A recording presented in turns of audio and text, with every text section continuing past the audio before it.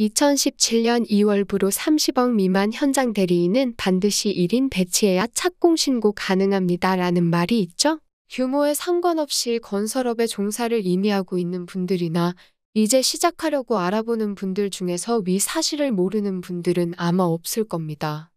2017년 2월 부로 건설업 개정이 된 이후로 30억 미만 소규모 시공공사에도 현장 관리인이 필수로 배치가 되어 있어야만 착공 신고가 가능해 해당 조건이 안 되는 분들 중에 부랴부랴 알아보고 계실 거예요. 이런 현장 대리인 배치를 위해서는 공사 금액 규모에 맞춰 한국건설기술인협회 경력수첩을 소지해야 하는데 자신이 다음의 상황이라면 한국건설기술인협회 경력수첩 초급 등급도 발급이 안 되셔서 고민이실 테죠. 이제 막 관련 업직종에 뛰어드는 분. 오랜 기간 경력은 쌓았지만 일용직으로 일해서 사대보험, 고용보험 등이 인정되지 않는 분. 개인 사업주로 경력 증빙이 안 되는 분. 사무직으로 일하는데 회사 사장님이 대신 따오라고 시킨 경우.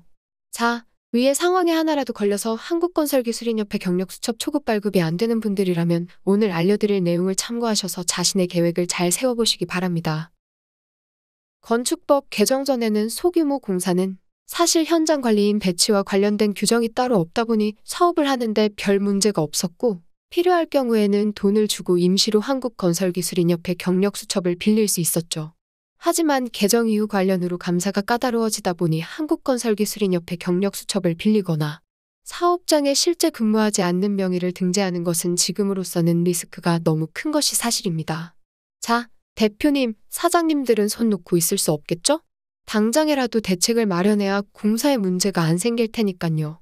회사 대표인 내가 직접 발급을 받아서 준비하거나 실제 근무 중인 직원을 시켜서라도 인원을 배치하거나 다들 아실 만한 내용이겠지만 다시 한번 짚고 넘어가면 한국건설기술인협회 경력수첩은 4개의 등급이 있어요. 역량지수에 따라 초급, 중급, 고급, 특급 이렇게 나뉘게 되는데 규모에 맞게끔 준비해 주셔야겠죠. 사실 경력이 없거나 증빙이 안 되는 경우 우선 초급부터 준비를 하셔야 해요. 가장 기본이니깐요. 초급도 없는 상황에서 욕심을 내서 한 번에 중급 이상으로 가기에는 다소 무리가 있으니 차근차근 준비해 봅시다.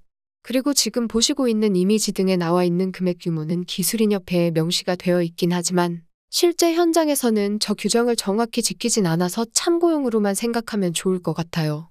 먼저 말씀드리고 싶은 것은 경력이 2에서 3년 이상 인정을 받을 수 있다는 점인데요. 이런 경우에는 건설 기능사 중에 한 종류만 취득하셔도 초급 등급은 무난하게 나오십니다. 이 내용은 관련 실무가 아예 인정이 안 되는 분들에게 해당되는 내용이니 꼭 참고 부탁드려요. 무경력자분들은 3가지를 통해서 준비하게 될 텐데요. 학력과 자격증, 교육지수입니다. 여기서 가장 중요한 것은 학력 조건인데요. 그 이유는 단순해요. 자격증 지수에 들어가는 기능사는 이미 소지하고 있는 분들도 계실 거고 없더라도 건축도장이나 방수 자격증은 남녀노소 할 것 없이 수월하게 취득 가능하기 때문이죠. 또한 교육지수는 건설기술교육원 사이트에서 현재 온라인 강의만으로 70시간을 채울 수 있어 별 문제 없이 과정 진행 중에 마칠 수 있답니다.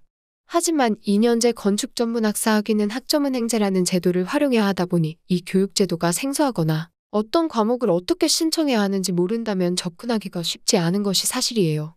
그렇다 보니 보통 학습 플래너와 함께 진행을 하는데 학교를 직접 다니거나 오프라인 수업은 꽤 찾을 수 있지만 사이버 강의로 2년제 건축 졸업장을 취득할 수 있는 커리큘럼을 제대로 알려주는 전문가는 많지가 않죠.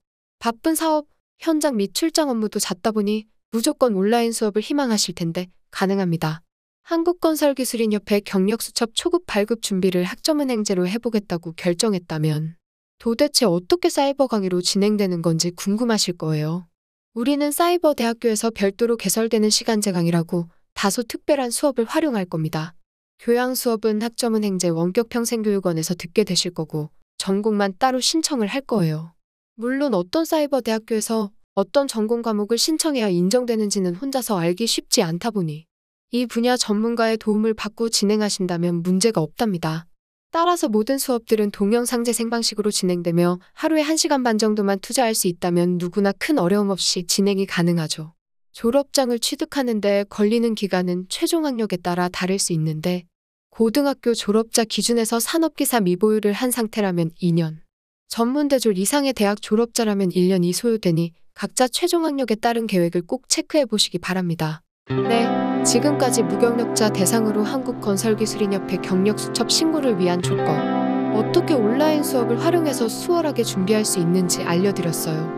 사실 지금 알려드린 방법 말고도 산업기사나 기사와 같은 더 난이도 높은 국가기술 자격증을 취득해서 준비하는 루트도 있지만 난이도, 시간 투자, 일과 병행 등 다양하게 고려했을 때 현실 가능성이 있는 방법을 알려드린 거라 보시면 돼요. 학습자분들 중에서 현재 일을 하고 있는 내 상황에서 무엇이 정말 필요한지 고민하시고 올바른 일 상담을 통해 방향을 설정하시는 것을 추천드립니다.